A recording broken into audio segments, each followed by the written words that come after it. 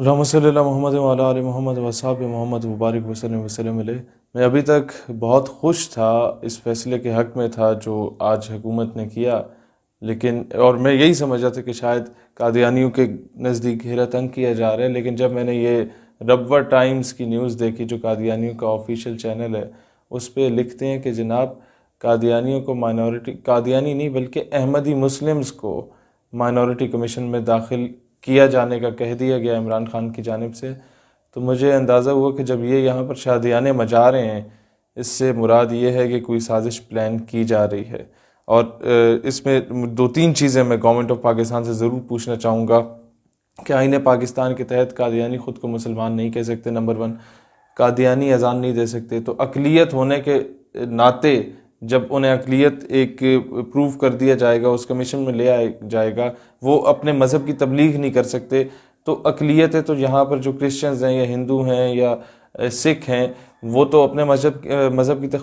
کر رہے ہوتے ہیں، تبلیغ بھی کر رہے ہوتے ہیں، اوپنلی ہولی بھی منا رہے ہوتے ہیں، اوپنلی ایسٹر بھی منا رہے ہوتے ہیں، اور اس کے حق میں دلائل بھی دے رہے ہوتے ہیں، تو کیا قادیانیوں کو بطور اقلیت اس کی اجازت مل جائے گی؟ کیونکہ کانسٹیٹیوشن میں تو اس کی اجازت نہیں ہے، لہٰذا یہ ایک بہت بڑا سوال ہے۔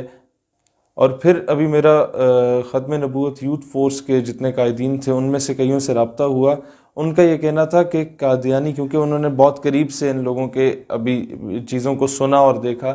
کہ قادیانی اس بات پہ خوش اس لیے ہیں کہ وہ خود کو اقلیت، مسلمانوں کی اقلیت مانتے ہیں قادیانی، کہ ہم لوگ تعداد میں تو کم ہیں۔ اب جب وہ اقلیت مانتے ہیں کہ احمدی مسلم مائنورٹی کے نام سے خود کو وہ تصور کرتے ہیں، تو اس بیس پہ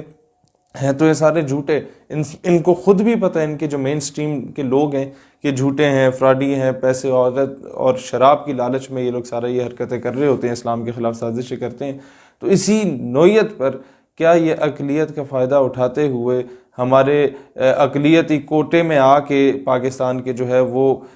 جس طرح ہندو اور یہودی اور عیسائی آئے ہیں بیچ میں گھس جائیں گے سسٹم میں، اور اس طریقے سے یہ اسلام کے خلاف سازشیں تو نہیں کر دیں گے؟ پھر اقلیتی کوٹا تو ہر جگہ پر ہے، ٹیچنگ فیکلٹی کے لیے بھی ہوتا ہے اقلیتی کوٹا، تو میں سمجھتا ہوں کہ ہر محکمے میں ہوتا ہے، ہر ادارے میں ہوتا ہے، تو یہ کیا اسی کا فائدہ اٹھاتے ہوئے، اپنا رسوخ کرتے ہوئے اقلیتی کوٹے کی آڑ میں آ کے کیا گھس جائیں گے ہمارے سسٹم میں؟ یہ چیزیں جب میں نے ربوہ ٹائمز کا وہ خبر پڑھی تو مجھے دوبارہ سوچنے پہ مجبور کر دیا کہ ابھی تک تو میں خوش تھا کہ شاید حکومت نے اچھا سٹیپ لیا، لیکن میرے خیال میں قادیانی اس کے پیچھے ایک بہت بڑی سازش رچانے کے چکر میں ہیں، اور ایک بار یہ اسمبلی میں اگر داخل ہو گئے